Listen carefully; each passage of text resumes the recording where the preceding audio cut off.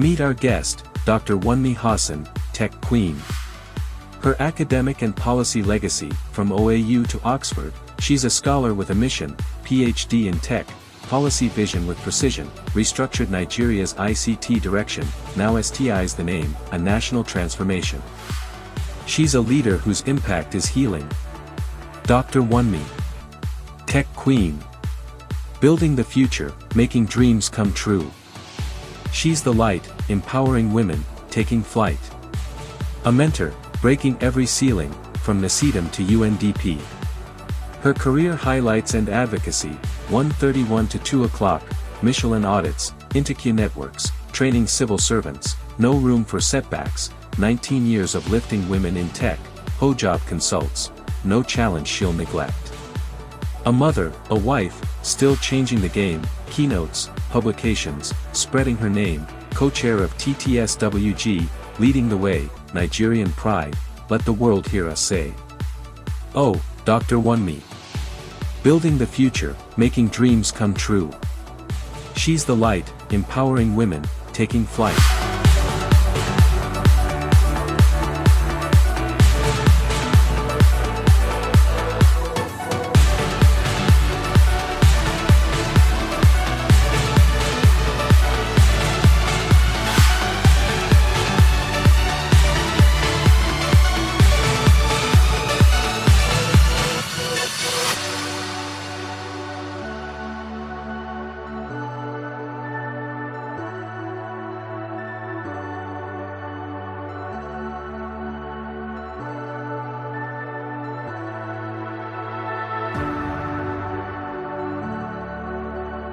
Thank you so much for having me.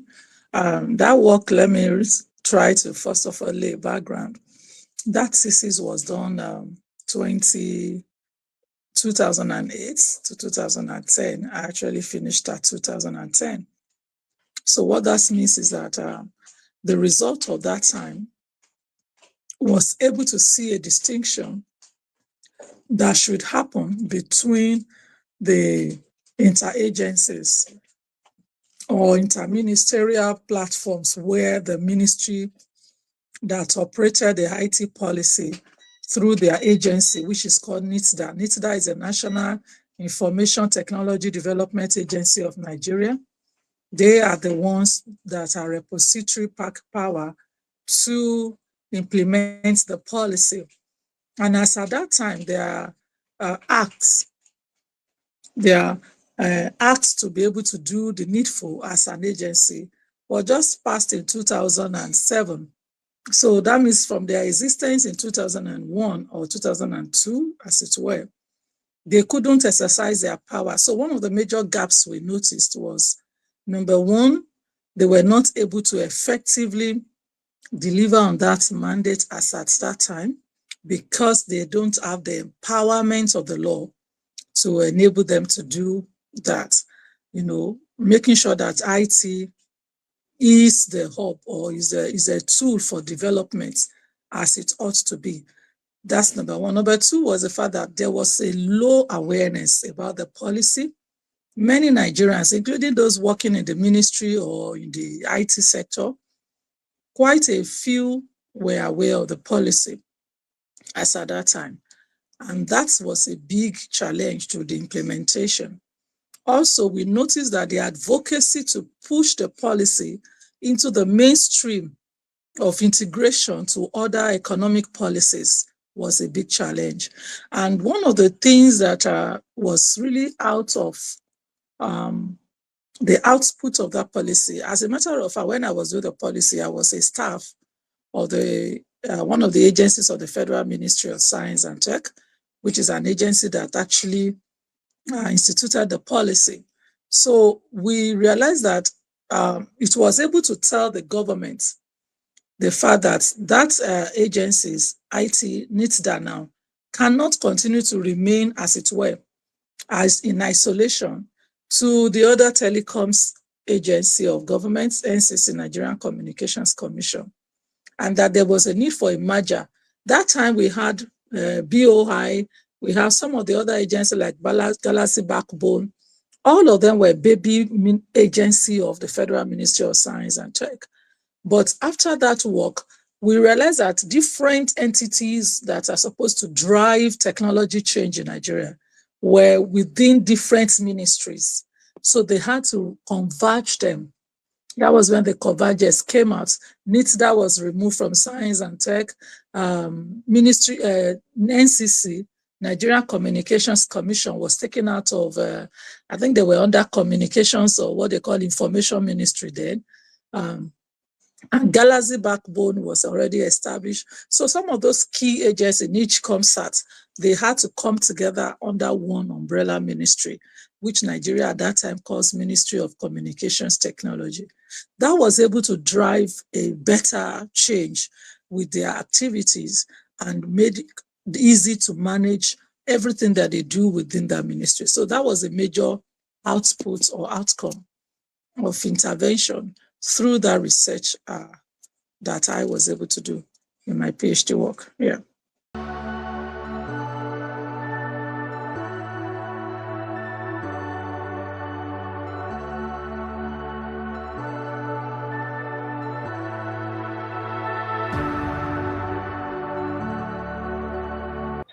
When you say I championed it, maybe perhaps at your level, but at that level, I was a desk officer of this policy review and the formulation under the National Center for Technology Management, NACETEM. And being the drive of that, of course, when we were conceptualizing what should the policy, if you look at the history of Nigeria, there was a time the policy was named different things, different seasons, different times. And at the time, even the ministry was collapsed with NACETEM. After a while, they separated again. So that ministry, Science and Tech, has seen a whole lot of metamorphosis. And for the kind of R&D that we were able to do as desktop research, we realized that for a country like Nigeria to thrive and see technology interventions across sectors, the concept of innovation was important, because as a matter of fact, when we were reviewing that policy, 2011, 2012, the concept globally was no longer on science and tech policy. It was about innovation policy. In some countries, we even have innovation laws, not even a policy again. They've left the level of policy making. They now have innovation laws. So it was a serious advocacy because, the contemporary scientists and engineers in Nigeria wanted it to be the same. We have not even explored science and tech. Why are you guys talking about innovation? But for us to make it into the global space and be competitive, we need to start talking about innovation.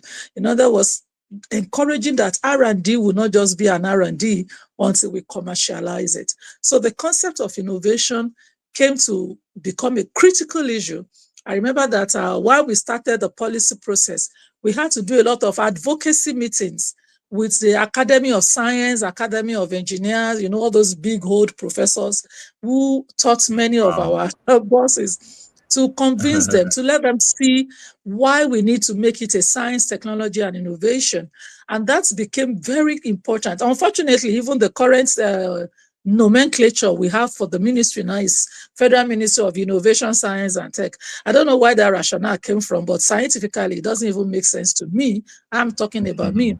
But unfortunately, you see that when we have new leadership, people try to navigate these discussions around, because there's not going to be an innovation except if you have already done scientific research, you have done technological research, you have come up with your designs, you have come up with your prototype, you have patented or registered for trademark or all those copyrighty things, and then you take it from that level to innovation. That is when you commercialize. It is until it gets to market. So I don't know why the new minister or whoever did it, I'm not saying the minister, and I'm not sure, why they put it as innovation first before science and tech is a misnomer. But what we did was science, technology, and innovation.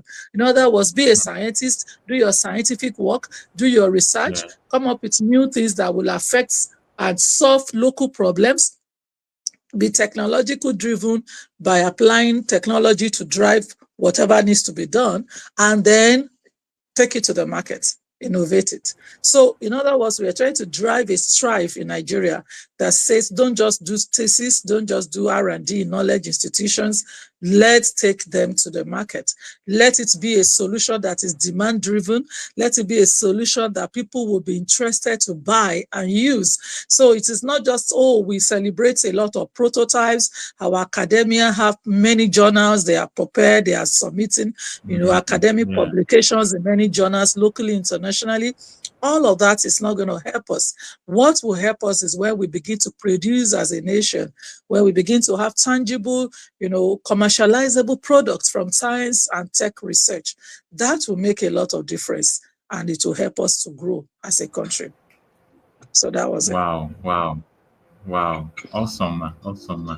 Yes, ma. As the CEO of High Tech Center for Nigerian Women and Youth, what systemic barrier do women face in STEM, that's STEM, and how is your NGO addressing them? Well, thank you. Generally, I'm sure the first thing everybody will tell you is funding. And we always say to people that, yes, we will need money to do whatever we need to do. But when you talk about systemic barriers, it is to be adopted. You see, I say to many of my partners now and government agencies, to the African country and perhaps to Nigeria of research, Donald Trump stopped so many funding coming to Africa and to Nigeria. Many people were affected. Many organizations were affected because we rely on donor funding.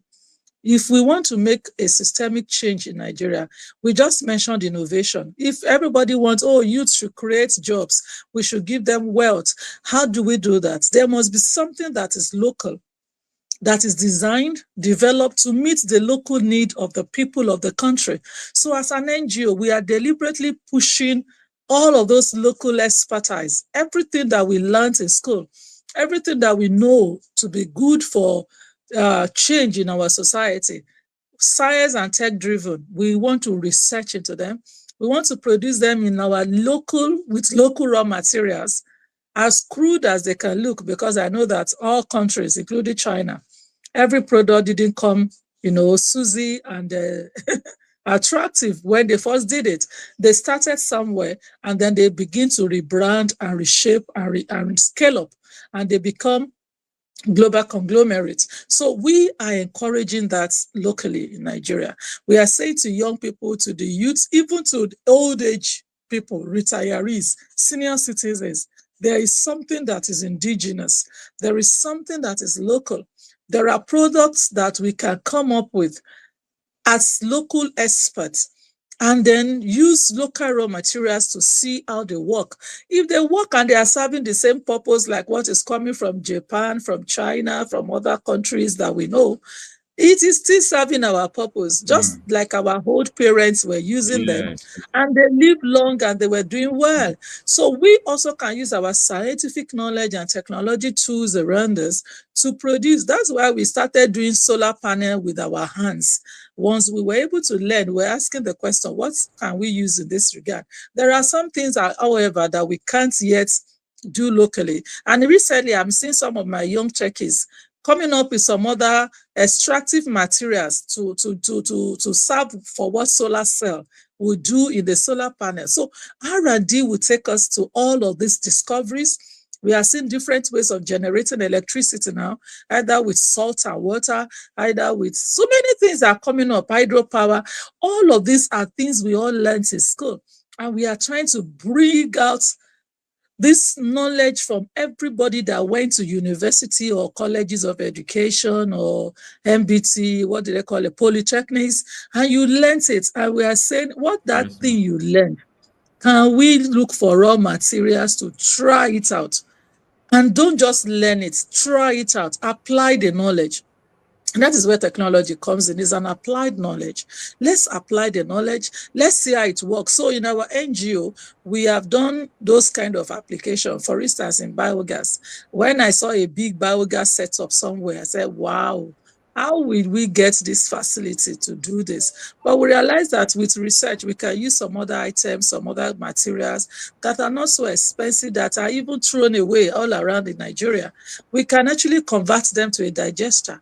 And somebody can generate cooking gas and solve domestic local problem. People don't need to fetch firewoods deforestation will stop, and we can even make the environment LD by using the waste that is in the environment and convert them to methane, cooking gas for households. So we're trying to explore some of those local ways of doing different things and turning things around us. This is what we are exploring in our NGO. And we are doing more. We just produced a solar vehicle recently, a solar-driven vehicle, using anything raw material. We started it. I told them, people were saying, okay, maybe a few things that we got from some parts of some tricycles, but we deliberately did it. Call the welder, we look at the frame, we design it ourselves, we produced it. And today, we are proud that that is ready, almost ready, let me put it that way, almost ready to be in the market.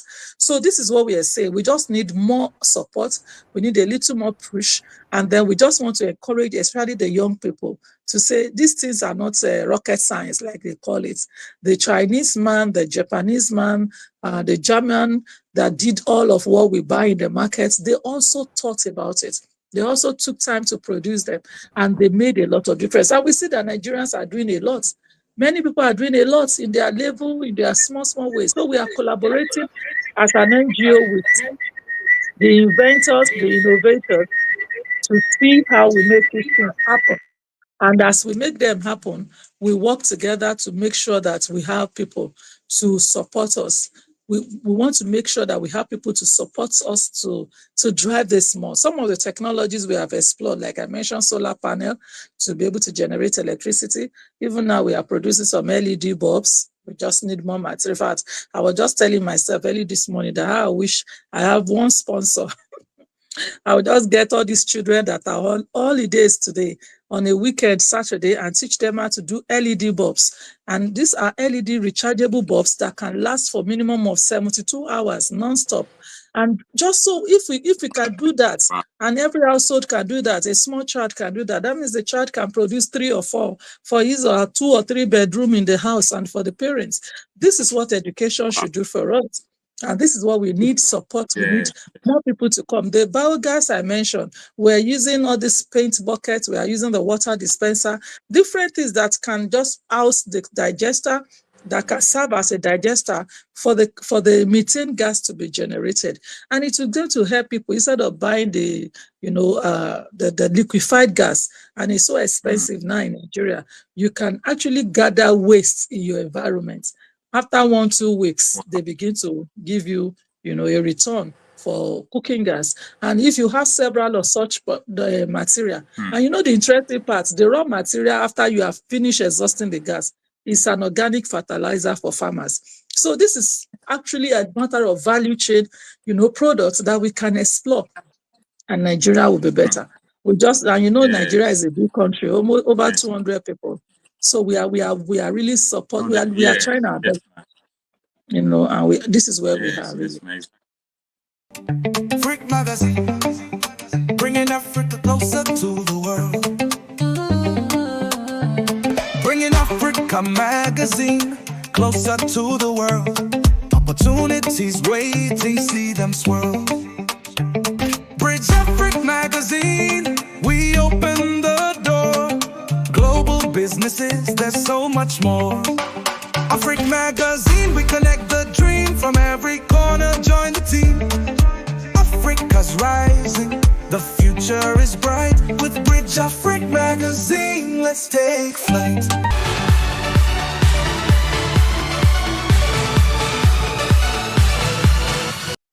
Yes, ma'am. Wow. Thank you so much for your great work, ma'am. It's a great work you are doing, ma'am. Yes, ma'am. Ma, you designed the Nigerian policy force, that's ICT policy. How can your technology improve law enforcement efficiency and public trust in Nigeria, ma'am? Well, this ICT policy was not done by me. Like I said, it was done by the Federal Ministry of Science and Tech, so I'm not going to take any glory for it, but I'm a part of the team, yeah. But one of the things that is very important is that, technology is changing. As you thought that, there's a new tech, now everybody's celebrating it the next 6 months, something new has come. So obviously we need a continuous, discussion. Just a few days back, last week, The Internet Governance Forum just ended. West Africa Internet Governance Forum was hosted in Nigeria, and it just ended. So it's a continuous discussion, engaging stakeholders, engaging the government, the private sector, the international community, ECOWAS, and all of them, so that we can brainstorm continuously, so that we can see what will work for Africa. And you know, one of the things that I always say about this technology is that what works in China, what is working in Japan, in the US, may not work in Nigeria because of our peculiarity. So we need to understand our domain. We need to learn how to localize the technology. And look at for the first time in 21 years of our engagement, we dare to say we want to not just do things in the headquarters of country or states in Abuja, and we want to go all states. And we did our Girls in ICT. As I speak with you, some of our partners at the states are still running the Girls in ICT. For the first time, we saw many states running the Girls in ICT with us. Different agencies, the National Board for Technology Incubation, actually signed an MOU with us so that all their state offices would do whatever we want them to do at the state. And this is very important because the feedback we are seeing is showing that there is a lot of hunger, let me put it that way. People are hungry to learn, to know more, to do things. So we are seeing a synergy. And as at this morning, when one of the managers of the states called me, I was asking Dr. Wummi, what can you help us to do to make all the other schools we didn't go, that these few schools they brought, they were announcing what they learned to the others, and people are calling now. So that means there is a huge knowledge gap. And this is where we need our people, both home and abroad, diaspora, Nigeria, our governments, everybody to come. And when they talk about NGO, I tell them, I say, whatever you support us with is to go for this outreach. We only did a 1 day, 2 days meeting to say, let us tell you about this technology. We brought entrepreneurs, those who have dared to do something. We invited them, support this project, show these girls this technology. I was watching all the reports across the country. Some were given the privilege to do cosmetology. They did soap, they did cream, they did perfume. The children were excited. Some were learning how to use the palm, what is it called now? The banana tree to create bags, to create different things. Beautiful things. Some were taught how to do graphics, how to do hardware, repair phones, repair laptop. These are all the ways we ought to do it. These are children in secondary school. This is what they need to learn at that prime age, so that when they are going to the university, they are setting their mind to become better into it, and they are willing to become specialized in any of this. In fact, the Abuja experience, one girl told us when we taught them in Abuja was to do the IoT device that is like a remote sensor, you know, that makes you to open your door and all of that. The girl said all her life she has never thought of being a scientist, but the fact that she could do this thing with her own hand today, she's dreaming of making all kinds of things that she didn't know that technology is this simple and fun to do. That's it. And because we were able to stretch ourselves, when I say stretch ourselves with small funding, I insisted every school must have that tool. So what we are saying is that technology is not memory verse, because that's where our government is missing it. We need to understand that when you want to teach people technology, the material must be there. The tools must be cited. They must put their hands to do it. I was privileged to go to a nursery school when I was in my own Ondo state, where they were teaching us even mathematics or arithmetic, let me call it that way. They were teaching us arithmetic with what they call plasticine. And they will tell you to use it to do all the figures, 1, 2, 3. So it sticks to your head. It's not something they are just writing on the board and you are just trying to copy and, you know, cram it. No. It sticks to us. We understood it was fun to do mathematics. It was fun to do some of the science courses, subjects. They will make us to draw the elephant, make you to draw everything they say. They will make you, show you the picture, tell you to draw it with that plasticine. So those things will stick to us. We are not learning by cramming. And that is one of the things I'm believing God that through this NGO that God has given me, I am going to make sure that people learn science in that simple, fun way. Many times when we are teaching people how to produce solar panel, and you put all those equipments in their prompts and materials, and you tell them, okay, do this now, do that. And they are doing it. You see fun. Everybody is engaged. It's not a boring class. You Yes. are engaged, you are doing something, and you are waiting for the result. They are all eager to say, let my solar begin to bring lights. Let me charge my Oh, phone. Let me charge my bulb. So everybody is excited. And the same yes. thing with every other technology. Once they see the end point and you give them Yeah. the tool before them, then they are eager to produce it. And when they produce one, they want to produce more to showcase it. More, And they are yes. very proud. What do you mean? If somebody says, now I'm proud that I produced a solar vehicle. This was a dream. Nobody could tell me yesterday or last year that I could do. I would say, what's my own? Am I Ford? Wow. Am I Toyota or whatever? But now we have even registered a trademark of it. And proudly, when it's out, we My are going to God. say made in Nigeria by us. It doesn't matter who Wow. and who have done before. Different products are all in the market. And our Yeah, own has exactly. a Yes. very aesthetic one. It is running with solar. It is not running with fuel. So this is R&D. This is what we want to do. And this is what we need more support for, because like I mentioned now, the solar with the dollar increase, some of the materials we used to import and give to everybody, they can break the cell anyhow. But now I can't even afford to import as much as I can from China or from wherever. And the ones that we do, we have to be jealous about it, because if you break it, you are broken about 3,000 or 5,000.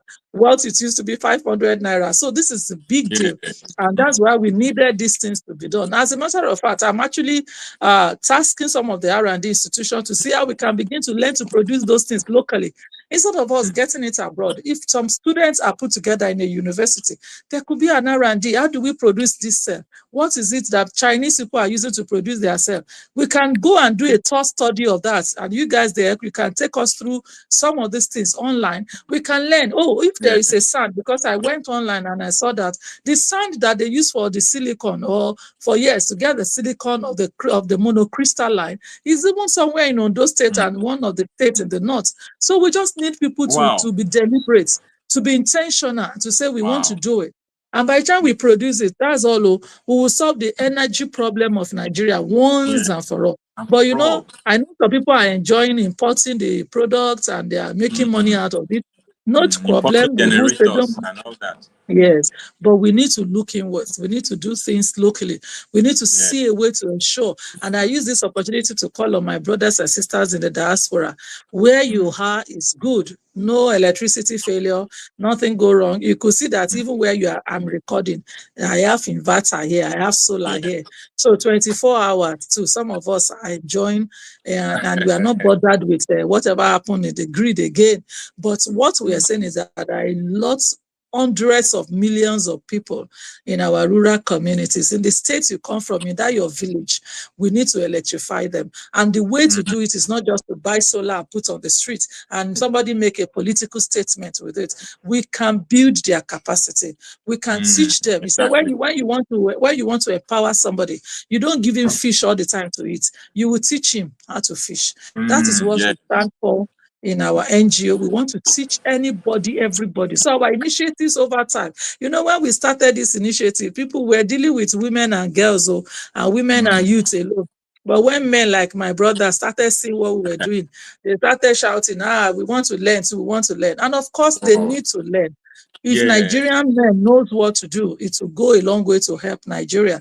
But we are limited in terms of resources. We are limited in terms of partnerships. We are limited in terms of funding. And I said to our government agencies recently, all I'm asking from you is say, Wummi Hassan, through your NGO, INTECU Center for Nigerian Women and Youth, train 1,000 youths this year. Give me funding to train them. We will train them across states. And this number of 1,000 is very small.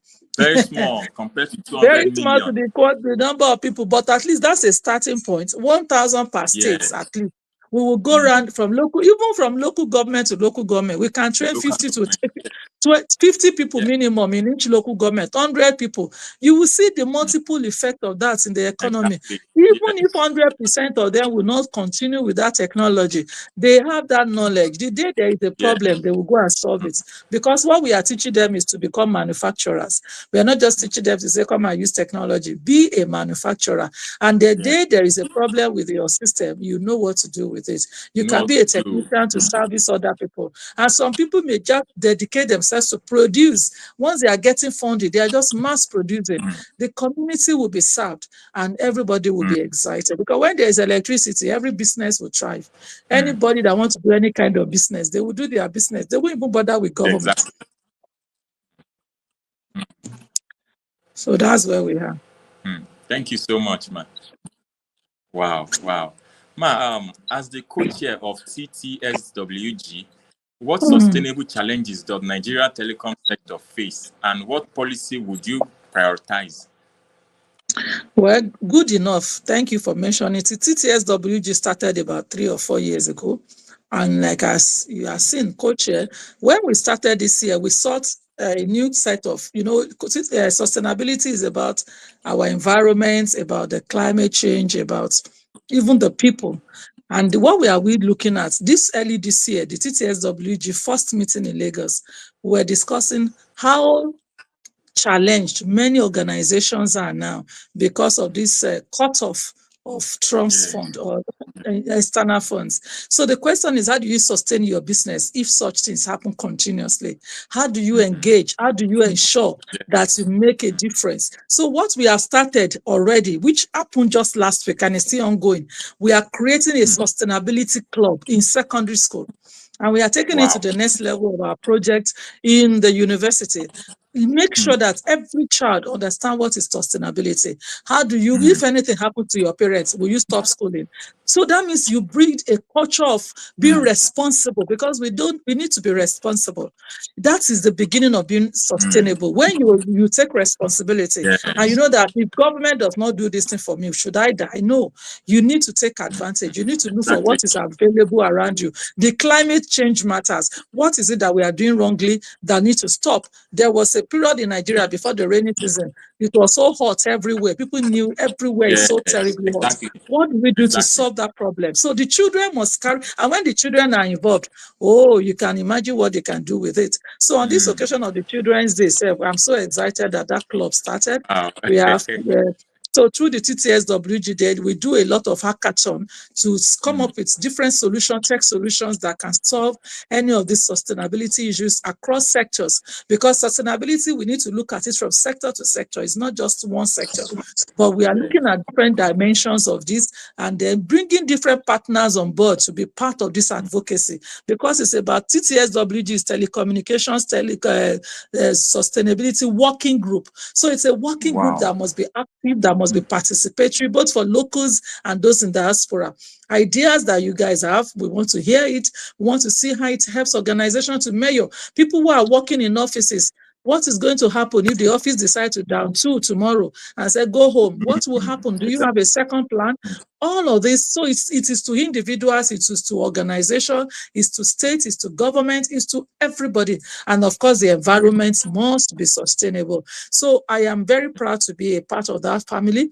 And by God's grace, through my NGO, we took that step. Even my board members were like, wow, Dr. Wummi. But that is it. I feel that catching the children young, sensitizing them on this issue, because look at what happened in Nigeria. JAMB, so many children failed. One of them committed suicide.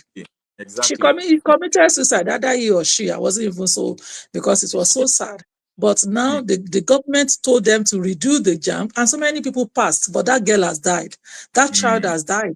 It's irrecoverable. So we need to have a mentality that teaches these children how to think out of the box, to know that there is no problem that is big enough to take your life or to make you to do very stupid things that you shouldn't do as a child. That's why we started the sustainability. We even added data privacy, because the data commission in Nigeria, they are and we are telling the children, you need to start a data privacy. And then the third club we started was Inventors and Innovators Club. Those ideas in their head. Don't stop yourself. Just come up. We want to give them our contact. We have brought the Association of Nigerian Inventors and Innovators to that project, so that anywhere they are in the country, they can be available to the children anytime. One child was showing us a game that she has put together. She's just looking for who will help her to produce it as a technology and make it a video game, well structured. And I said, see ideas that are coming from our children. So the earlier we put them in these clusters of clubs and they are coming up with those, we don't allow those ideas to die. Not like many of us that had one idea that nobody helped us and we just forgot it. But now we are saying, let us help the next generation. From Michelin to academia to policy making, how did how did your diverse career path shape your approach to problem solving, ma? How did it shape your What? You really have a lot of digging there. Very interesting. Michelin was when I was doing my youth service. And then I served in Port Harcourt. So I found myself in Michelin. But interesting part is that even though I read computer science, I was posted to the audit department of Michelin. So that was a real big gap from my enthusiastic mindset of being an IT person, a techie. I want to gain experience. One place I didn't like to work was a bank. I just want to have those industry experience, see how software runs, see how they do. But I got to Michelin. After all the interviews, they just felt, you passed very well, so we need to have you in. But the only place where there is space is the audit. And the auditor was even excited to bring me in. So when I got in, I thought what they do, and I asked myself, will you stay here and be doing counting of tires? Who stole one tire? Who did not do the right thing and all of that for 1 year? Okay, I began to understand more about accounting and how they, of course, it's within the accounts department. So over a period of 1 or 2 months, in my mind, I was trying to come up with system audits. How do I put all these processes online? How do I ensure that whatever I do manually, I can do them with my system? So I requested for a computer. So they gave me a desktop computer. So I started working. But you know, when you are somewhere and you are getting used to the place, your vision may want to go away. Before I finished my youth service, I was getting interested to go and do ACCA, to go and do all of those accounting courses. And I was enjoying being an accountant already, you know. So, but when I finished, I came back to Southwest. Okay, so when I finished from my youth service, I went back to Lagos, and then the options that I had was a banking job, which unfortunately I didn't even do. But it was a very exciting experience for me because working with Michelin exposed me to what happened in the industry and how organizations and companies do their things and their processes, especially in a manufacturing industry like Michelin, because Michelin Port Harcourt was actually a manufacturing sector, and then they produce a lot. So I go to the engineering rooms, I see how the engineers design, how they come up with what, because we have tires that were imported from France and those that are made in Nigeria. So those things were exciting to me. And sometimes when I'm free, I go to the engineering department. I sit down to watch how the machines are doing and all of that. I was privileged to see the raw materials that they used to produce tire, because I had to go and do the audit of the rubber plantation somewhere in Ogun State, you know. So for me, it was interesting to see that, so tires don't just come. There's a rubber plantation. There are processes. So that's enhanced my scientific instinct, you know, and to build my mindset that, these things don't just happen. You just see a glass. There are other things that are raw materials, you know, and that is why we need our scientific community to wake up, to realize that all that they learned is not just for the shelf. People need to take things to the next level. Those white guys that brought all those companies, they too tried to do it. That's why they came to establish their factory in Nigeria. If they didn't do it, if they didn't see the tire, we will not see how the car works. So it's not just for us to keep buying. So I am still optimistic. I'm looking forward to an high-tech city one day where all those manufacturing sectors will be in different places. I'm sure you will support me. Yes, So definitely. seriously, because those are the things that shaping my mind. Yeah. And then when I was a little girl from nursery primary school, they used to take us on excursions to some factories like bottling companies, all this drink in Ondo State then. And in my mind, I used to remember how the bottles were corked, you know, the corking of the bottles. I can't forget that thing. So in my mind, I was always looking forward to where there is machine, where I can see the machine do what it should do and the products come out. So when you see what I do in the NGO that is into hardware, people are always saying, you read computer science. What are you always doing with that? I said, because somewhere when I was a little girl, I was actually asking myself, how are these machines running? So now that we have artificial intelligence, we have robotics, I am so curious. I want to do much more. I want to just see that anything that I see Oyinbo bring to Nigeria, I want to say, can we open it up? Can we see what the Oyinbo did there? Can we do it? So that's been my drive, really. And from there, I got married and my husband had to move to Obafemi Awolowo University to work as their medical doctor. So that took me back to academics. So it was just a great opportunity for me to forget those accounting things that I was eager to follow and return back to my scientific work. So I was privileged to go and do my master's in Ife when I got there, and then finish master's and continue with my PhD. And that was very helpful because that redirected my mind. So I had to return back to my computing line and see the need for technology. And I just believe it was God that ordered those steps. But like you said, the knowledge I gained at Michelin, all those experiences of what happens in the industry. Today, when I'm talking to people consulting, people are wondering, where have you been that you have this vast? So I just laugh. I said, well, I have been in this company and I've worked with this agency. I have worked with governments and now I am doing this. So it gives me this robust mindset. And of course, my PhD is in technology management. And there I was able to deal with policy and how do we do policies? What is it about policy? And I to the glory of God, I remember when I was defending, my professors told me I just broke policy down for them. Even though they have been teaching policy for years, they are just listening to me, and it's as if they've never learned what it means to do policies. Because in between my studies in Nigeria, I was privileged to attend policy sections and studies in the UK at the Oxford University and the Science Policy Research Unit of Success University, Brighton. For me, that was a great exposure. It just took me out of the normal. And I began to see the relevance of me reading computer science or any course at all in technology to application. How do you apply what you read, what you study to real life situation?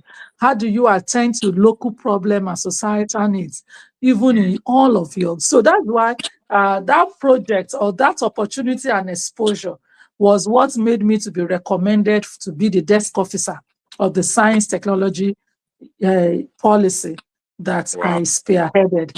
So because, of course, those experiences were just unique. And interestingly, my thesis, because I evaluated the IT policy of Nigeria for my PhD work, so many of my professors in the UK will say, who does that? Who gave you that topic? That is a complete country case study. But as it's big, as voluminous as it was, this young girl did it by the grace of God. It was tasking for that 3 years. I'm not sure, for more than that. I actually started in 2005 and I graduated. I think I completed officially 2009, early 2009, but the graduation was 2010. So that for me was a big, because it helps me to open to qualitative analysis and quantitative analysis. What is it about policy? How do you do policies? What is the policy going to do for the people? How do you? So that's why I realized that Today, when I do policies and consult for government and state, I tell them when there's a national policy, each state are not supposed to take that national policy, hook, line, and sinker. They are supposed to take the aspect that fit into their environment and then modify to what their people will be able to do. So we are not seeing implementations of policy very well because those who are even doing the policy don't even know what it means to do policies. So people just call somebody like, oh, Dr. Wummi is a policy person. They pay me a big money, I charge them, and then I just go and do cut and paste, call all the policy of China, policy of Rwanda, policy of US, and then, oh, this one will be good for Nigeria. We just select and then we put it in a document. That is not policy. Policy must be structured. Policy has a framework, and I'm sure another time, I will give that lecture on policy.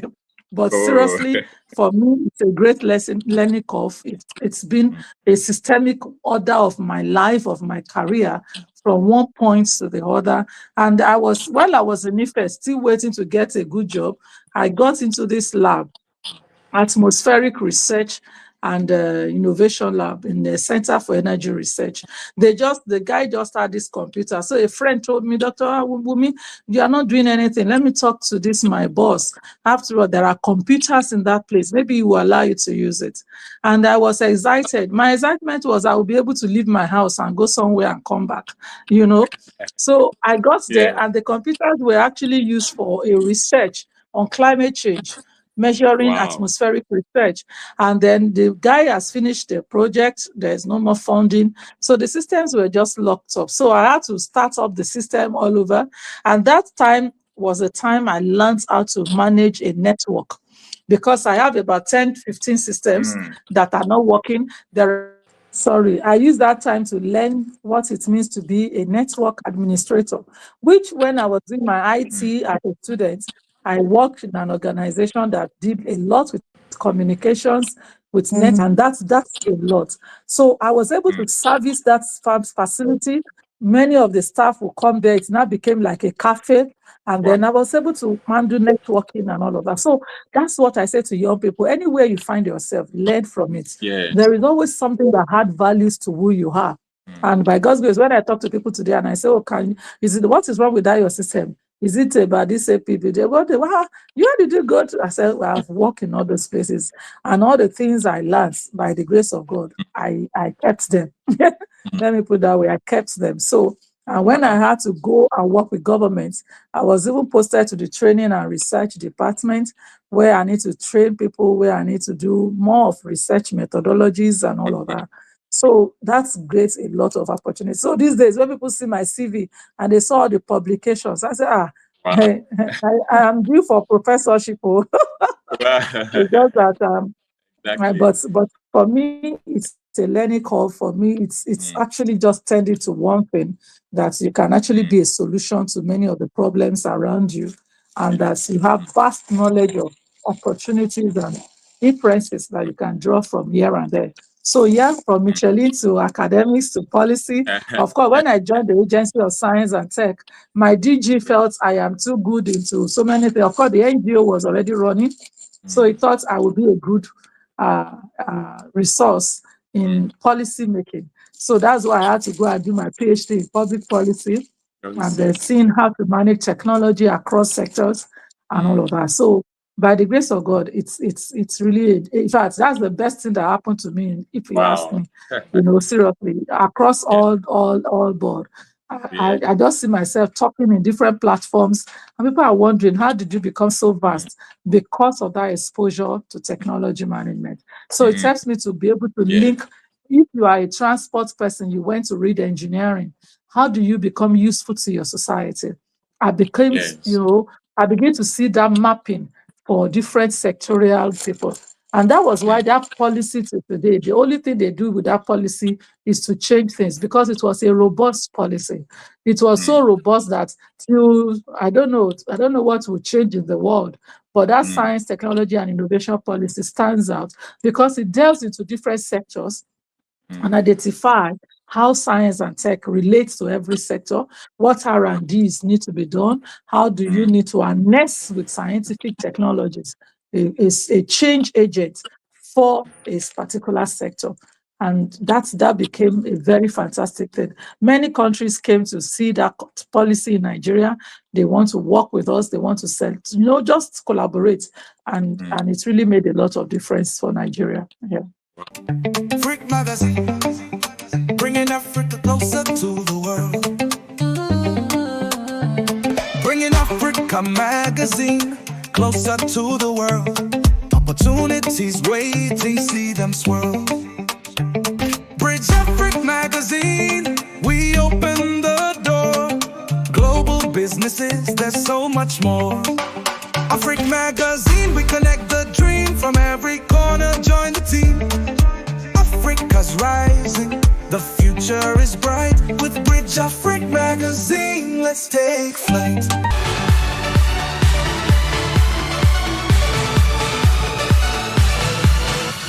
Wow. I will I say your journeys. Hello, ma. We give glory to God. Thank God for that. Yes. Thank you so much, ma. Yeah, now what if I may ask, what one failure or setback that became a turning point in your career, ma?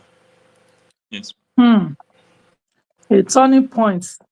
I don't know if I should say this on a general place, at a place like this, but for me, one of the biggest challenges I've encountered as a woman and in the tech career is when I work in the government space. And then some friends, some colleagues, they thought this person is too here and there, and of course, listen to what you have heard from me. Many times people don't know your background. So when you do things, some people get jealous, they get agitated, they feel you are all over. If they say this is Dr. Wummi, if they say that is Dr. Wummi, and it's became an issue, petition to querying, to doing so many jaga things that we hear of in the public service. And then so it became a big threat to me personally, to my health, to my life, and I had to leave.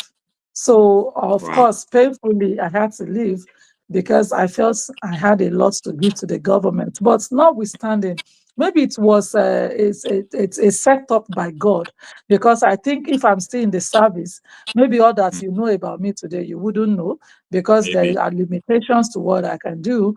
But immediately I left, even though some other agencies wanted me here and there, I just felt, can I take time first to define who I am, to do things that I feel are my passion and focus. And since 2014 that I left, I've not had any regrets. Maybe if there's any opportunity to work with any government agency, I just want to see myself at those higher level where I'm actually directing things, not because by God's grace now, I work with many of the agencies, including my same ministry. I consult for them, I do things with them. But I just feel that it was a blessing in disguise, because I was able to concentrate more on the NGO, and we have been so impactful. Even sometimes when I look back and I say, did you do all of that? And I just thank God. But that time was a big time, was a big year, 2012, 2013.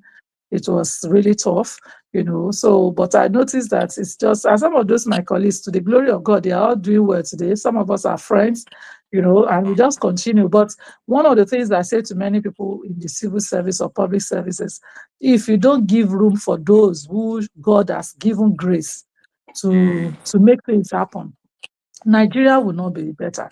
If all of us are looking for how to do wrong things, or do things the way they think they should do it, or don't do it properly, or you are hungry that somebody is doing well, and all those things that people do in offices, if it doesn't stop, it's a bad thing. But by and large, you can't change people. You can only pray for them.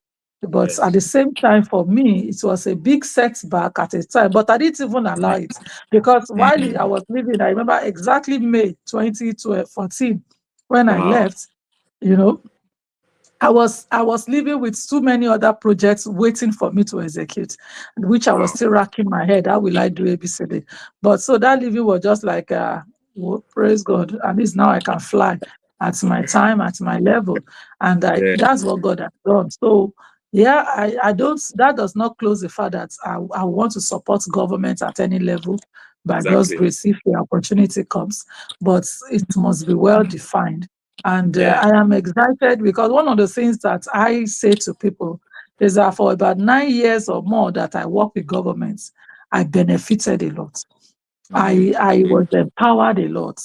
The small things we do in office that doesn't make sense to many people, I learned from them. Ordinary writing memos, those things that when you are in the or in the private sector, you don't do. Government people are doing a lot. They have a lot of capacity. They Yeah. train a lot. When Yeah. you write small letters, the way they write letters, see all the letters you write, jaga, jaga, jaga, jaga, be explaining. The government people will summarize it in 1, 2, 3 lines. They have communicated the whole thing. I gained a lot about that. I loved it. And I learned a lot. It was cumbersome. Some of my colleagues will complain, and they are just stressing us. But me, I was excited. Every small time, I was excited. All the privileges to travel. I have been to China 2 times. Wow. During that period, I've been to India, I've been to several countries, doing this project, doing science, technology, and innovation. And for me, there were great exposure that keeps me running. And I tell myself, you can't give up on Nigeria. I have seen things abroad, even though they look developed, but I look back and I see the resource we have. I know myself, I know so many other people that are very talented, very brilliant. And I'm just passionate to say, no, Nigerians, just hold on a bit.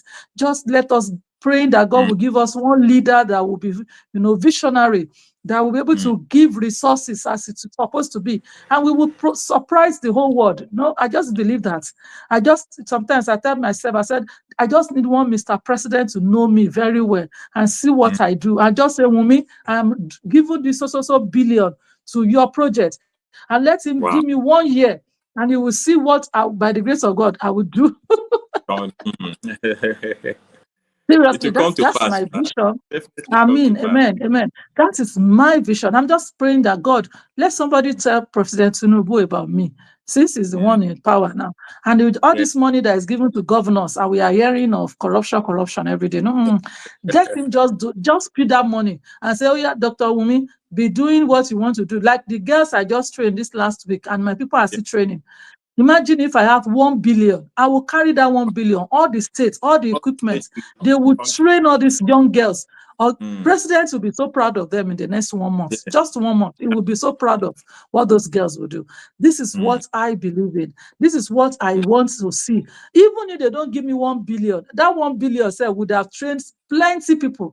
What do they need? Small skills, small materials to start up. Exactly. Let this just training and startup. Of recent, we were costing, what does it take to give somebody solar tools to learn?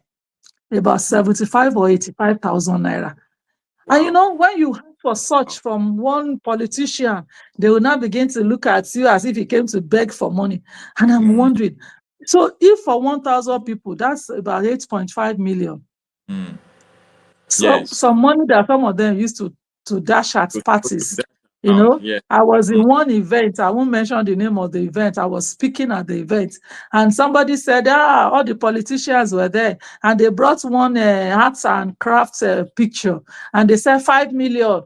And one politician just said, I take it. 5 million. I said, can you imagine? If you give me 5 million now, I will train minimum of 200 or 500 young people, and they will be empowered. But you see, that's the way our leaders, they are thinking.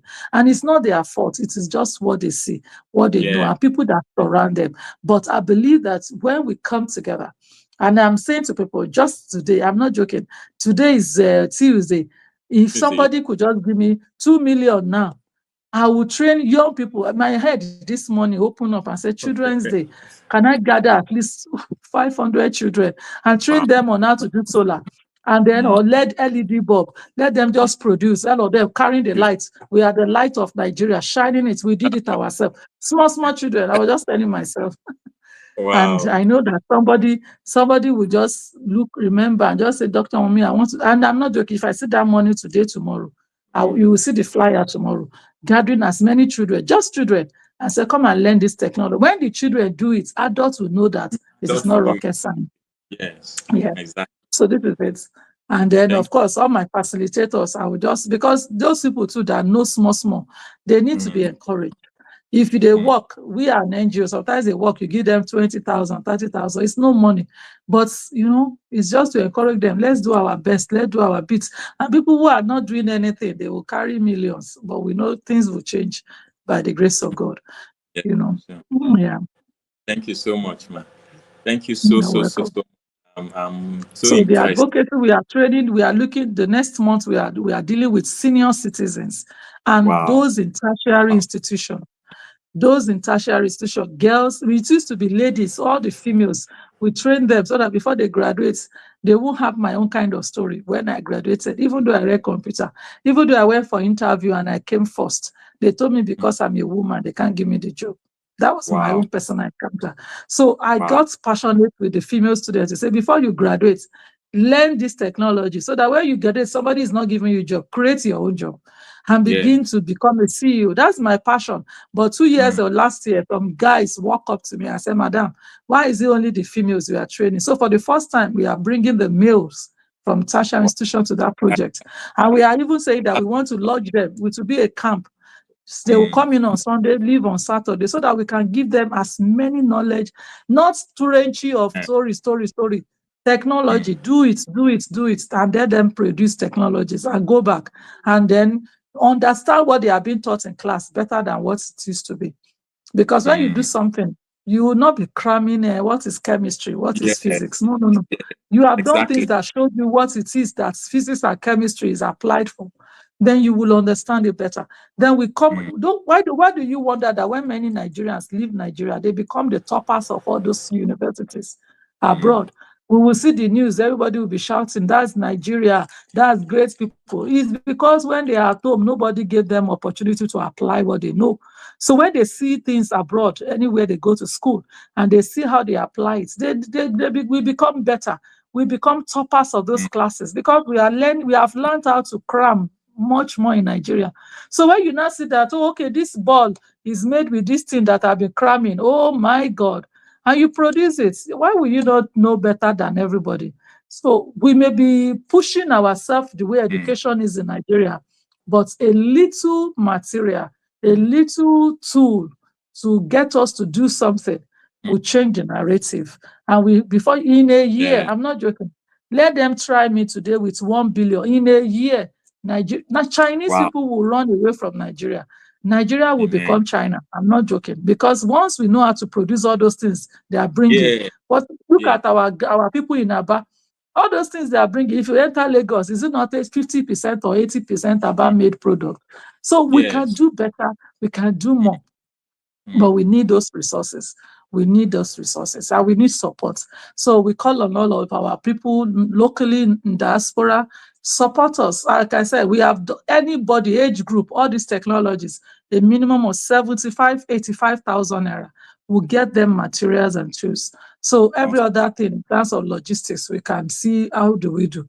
If you are interested in supporting us, please donate to us, support what we do, and we would show you that those who God will help us to train, you'll be proud of them. And God will make us to do better too, by God's grace. Amen. They say we like to pray. We like to pray in Nigeria. Me, I even like to pray more personally because I believe God. Yes, and our prayer is working, but the technology we had to prayer will help us more. That is exactly. Yeah, when we learn to build skill to our prayer, we will do much more better. Do much more. And Yes, that's it. Thank you so for much. having me. Yes. So beyond funding, what policy interventions could the international community advocate for to create a more enabling environment for women and youth in STEM across Africa? Thank you. And I like that question. And I say that question to myself and to everybody around me. More than funding, anybody, local or international, you can support with your skill knowledge. Many people in the country abroad, recently, the Ministry of Education, they are calling on diasporas who have been exposed, who have knowledge in the area of STEM and other educational sectors, for that matter. Come back home, or if you cannot come back home, give us your free schedules and let us have you to train more people at home.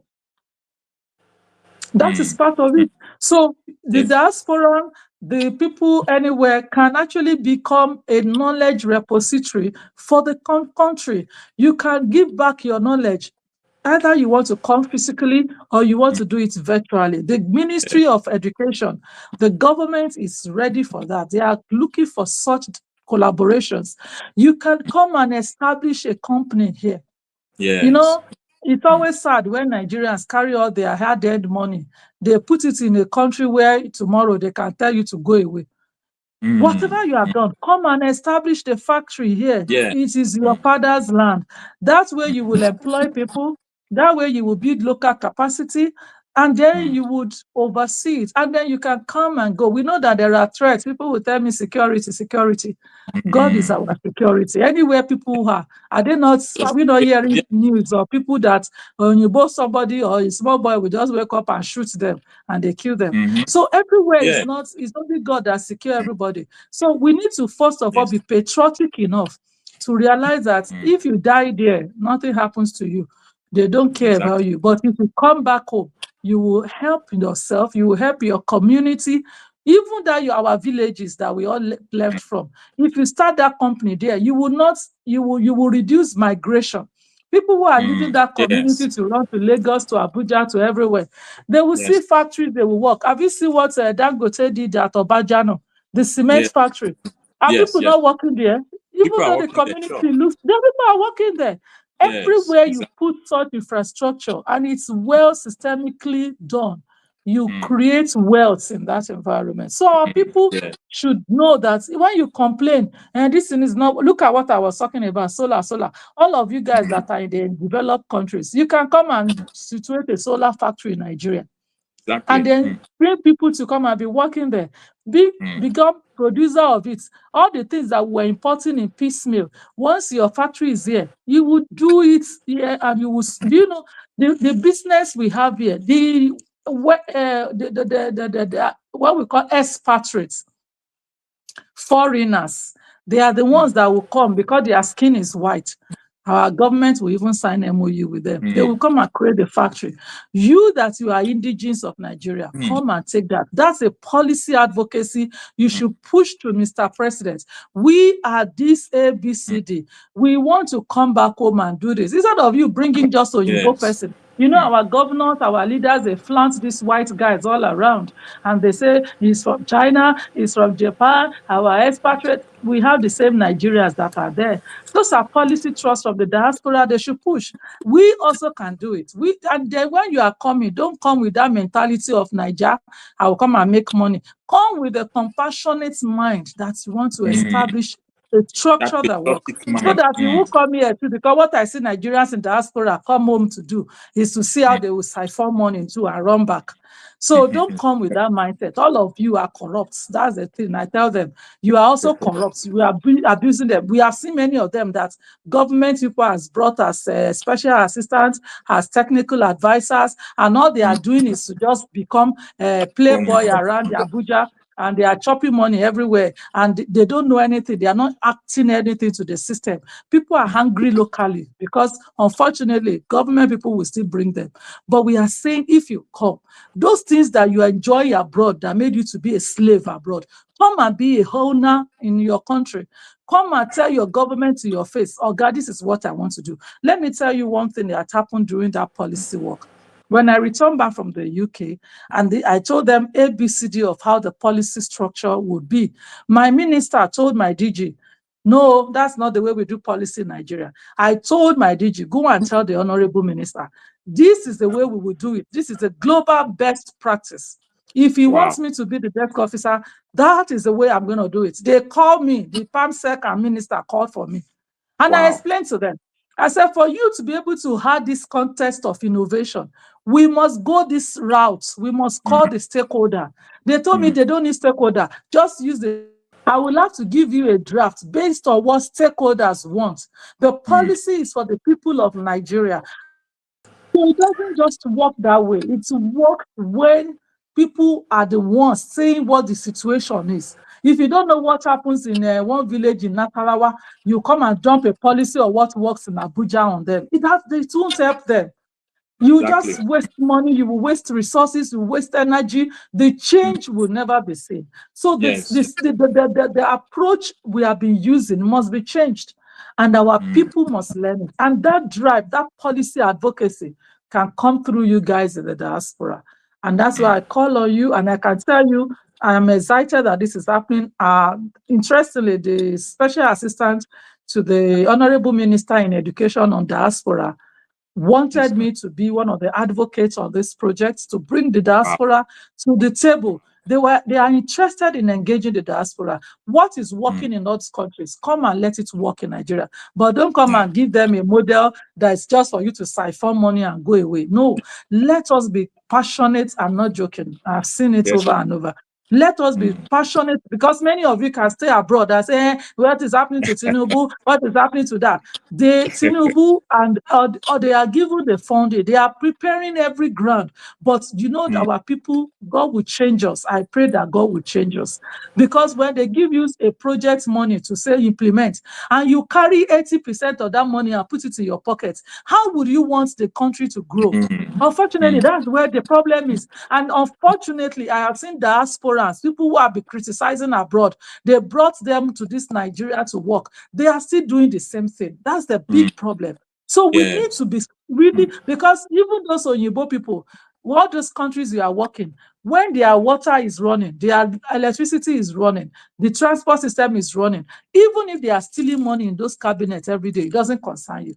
Because as far as you are concerned, everything is working. Let us make Nigeria work. What is it Nigerians are asking for? Let there be electricity. Let there be road networks that helps them to transport their goods from one place to the other. Let there be enough water for everybody in their home. Then whatever you are doing in the cabinets, you have a choice. And these things, within how many years, it can work. Everybody can make it work.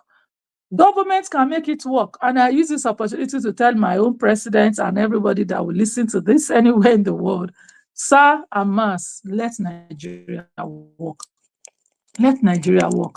Every project that you have submitted for proposal that has been funded, there is no way you will give that work to a contractor, and the contractor will not look for an opportunity to come and say thank you in terms of giving you an appreciation gift, let me put it that way. But when you make the money of the project, instead of releasing it 100% or even 80%, you take 80%. You tell the contractor to go and work with 20%. Work with what? Do what with it? Let us ask ourselves, are you going to die with the money? Are you going to heat up the money and go to where? Let us change. Let us make up our minds that we want Nigeria to work. And before you know it, within a year or two, Nigeria will work. Everything will change. I celebrate my honorable minister in FCT, even though everybody don't like my brother, but I love him. As he came to FCT, roads that has been long abandoned, he did it. That is working. Just do the little you can do and let people be happy. We didn't say they will not have their things, so whatever it is they call them, I don't know. But the situation will change. People will feel it. People will be happy. Let the people breathe, like they say, and everybody will be happy. Thank you. I hope you are still with me. What's your message to global leaders who champion gender equality in tech but overlook grassroots African innovators? How can they move from rhetoric to meaningful action? You have said it now. They should move from the rhetorics to Yes. identifying those who do the work and how to reach. Yesterday, this is your question. I was very angry when we were watching Channels News. And I saw a whole high powerful delegation on gender inclusion, a meeting in one nice place. Everybody is eating chicken, drinking tea. Wow. And then the question is, where are the women that you want to solve their problem? Same stories, same everywhere. So the global community should stop their attitudes of trying to say they are helping a country. You bring a fund in dollars, you give it to a set of people, they host a meeting, you say you are doing workshop. When the women that you really wanted to impact, they are there, you didn't even bother. See, nobody will help us. That's the truth. And unfortunately, our people are still getting to this stream of engagement. When you are shocked that there's money for female farmers, the people in the ministry would have distributed the money, organized so many meetings. Where is the money to the farmers now? The meeting has chopped up the money. So the problem is, where exactly do we want? What do we want to see? If it is for people, go to the people. Go and know what they need. Give them the money directly. All these third party, fourth party, second party, middlemen, let us cut it off. And if the global community is really, really serious about helping us, stop this. I have worked with some global entities who called me from the US. They called me from the US. They didn't get to Nigeria to call me. They went online, saw things that was going on through our websites. They called me.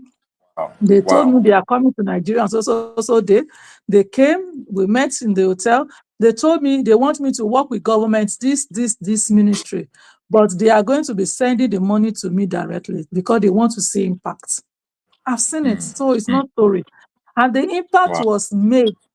They wanted us to do 2,000 women in 2 years. In 1 week, we did 1,600 women because we were the grassroots people. Because we are the grassroots people, because we are the owners. The government ministry that work with us, they were shocked at the results. And when that global entity saw the results, they celebrated everything we did very well. Because when you continue, if that money was given to a ministry, we will begin to do meeting. We will begin to talk. At the end of the day, maybe they will give you 1% of the money. And the 1% will do what? Nothing. So let the global community stop what they are doing. Let them do what is right. If you need to intervene into any gender issues in any country, please call the local NGOs, the CBOs, the private sector practitioners who have interventions that will drive that change. The country ministries, MDAs, they already have their budget. Your own budget is to complement what they want to do. So let it go. Let them report the KPI and see how it works and put it as a strategic intervention and map it as a KPI and record success. Not that you will go and give money to them. They will be sitting at high-level meetings, chopping tea and break and all the hotels and all. We are just wasting time because the people that really needed that intervention, they are right there in their villages. Let's go and meet them. They are right there in those small towns. Let's go and meet them. They are women. They are there in the markets. They need another extra 100,000 to boost their business. Go and give them. Not talk on their behalf. What are you talking on behalf of somebody that is the one suffering, who you didn't even interview, who you didn't even ask, what is your problem? We see today in Nigeria on social media, some of our, what do they call them, freelancers and all these guys, they go to people on the streets, they support them, they give them money, they establish them. You see smiles on their faces. Why is our government and global community not doing that? If you go to one girl center, Lagos, stand in Oshodi or Yaba, won't you see how many people you can empower in a day and turn their lives around? So if you begin to talk in one corridor of power, if you come to Abuja, you enter, will say you will see plenty. They don't need to tell you who is poor. You will see poverty. You will see which will help. You will talk to that guy that is pushing a wheelbarrow with heavy load. And you speak to him. He speaks good English, and he tells you he's a graduate. You will know there are people to help. And you see that woman just sitting down there, wondering if he has even sold anything today. And, for me, in our NGO, that's why we did that vehicle. So that if we see such people, we see support, we can give those vehicles to them. They can carry their loads, go drive somewhere without fuel, sell whatever small thing they can sell, go back wherever they can go. Do whatever. They can move from one point to the other rather than sitting in one location, nothing worked, and they don't know anything else to do. So these are the advocacies we are pushing for. I hope some people will not say, who is Thank this you woman? so much, man. I'm sorry. I just want Nigeria to work. Freak Magazine, bringing Africa closer to the world.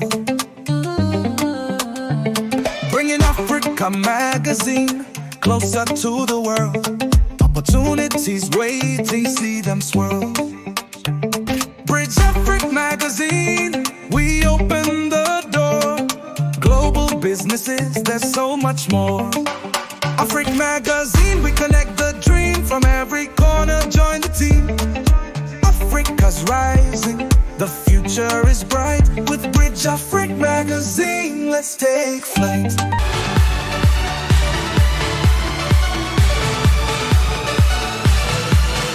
I am hearing you. Okay, ma. Ma, what can you say about Bridge Africa Magazine, and how can you feel we can further promote Africa and African Bridge Africa Magazine, ma? Well, maybe I've not seen too much. I've not seen too much of that magazine. How do you feel we can? I feel that when you have tropical issues that are raised, you can share it across the social media platforms. The more consistent you guys are, it will go a long way for people to get used to you.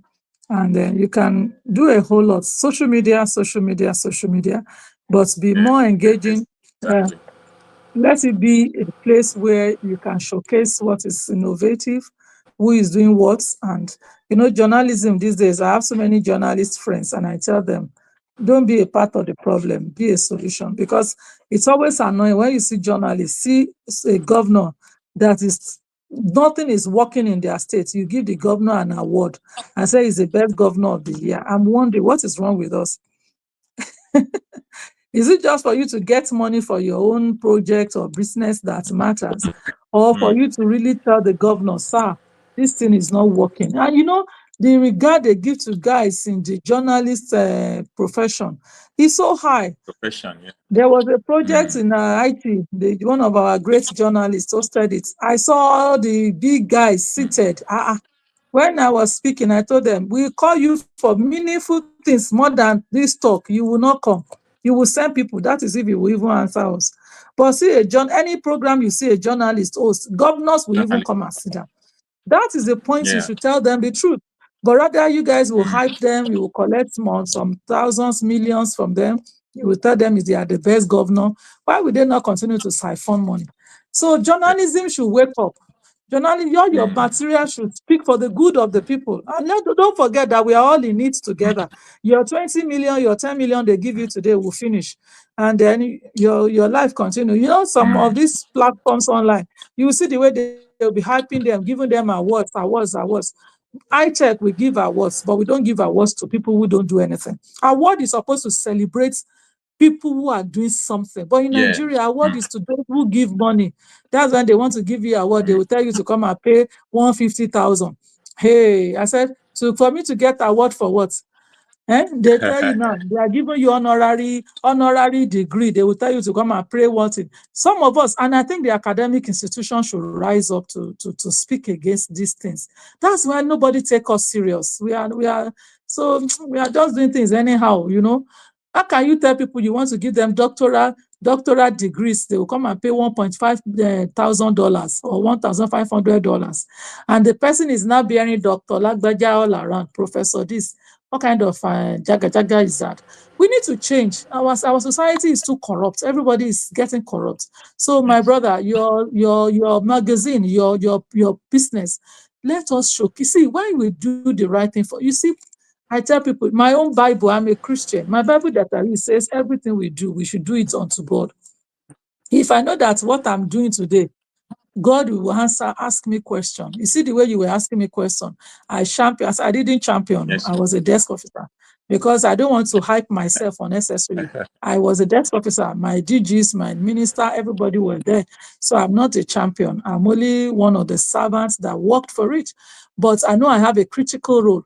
So, but you see, there's no point. If I hype myself, I say, I did it. Who did it? God did it through me.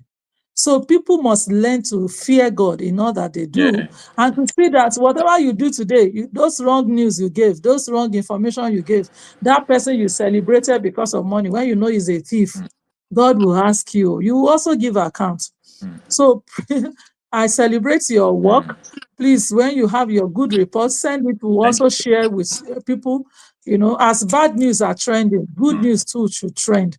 So some of you should decide to trend the good news, the good works, the good projects, the good works that people are doing.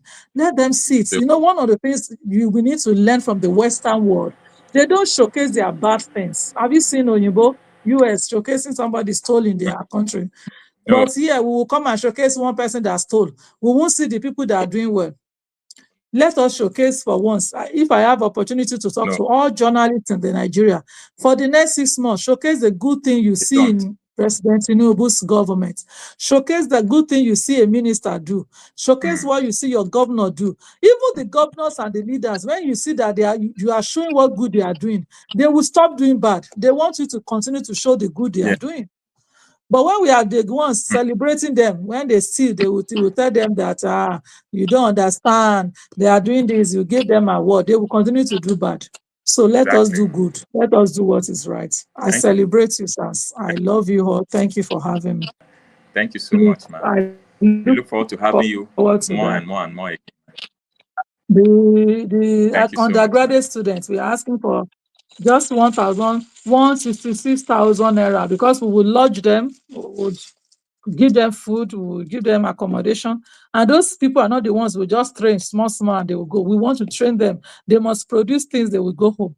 So let us support us by raising advocacy for us, for people who want to sponsor them from different universities, from different polytechnics. We want to train them, and we know God will help all of us to do our best. Thank you. Wummi Hassan, tech queen. Wummi Hassan, tech queen. Her academic to Oxford. She's a scholar with a mission. Ph.D. in tech policy, vision with precision. Restructured Nigeria's EC direction. Now ESTA is the name of national transformation. She's a leader whose impact is healing. Oh, Dr. Wummi, building the future, making dreams come true. She's the light, empowering women, taking flight. And a mentor, breaking every ceiling from NACETEM to UNDP. Her career highlights and advocacy, more rhythmic budget delivery, highlighting key roles. Michelin audits, INTECU, networks, training civil servants, no room for setbacks. 19 years of lifting women in tech, HOJOB Consults, no challenge she'll neglect. A mother, a wife, still changing the game. Keynotes, publications, spreading her name. Co-chair of TTSWG, leading the way. Nigerian pride, let the world hear us say, oh, Dr. Wummi, building the future, making dreams come true. She's the light, empowering women, taking flight. Wummi Hassan, ooh, ooh, ooh, ooh, tech queen of Nigeria. Ooh, ooh, ooh, ooh. Kola Walla Mikau, Nigerians in diaspora and Budget Frick magazine and celebrate you.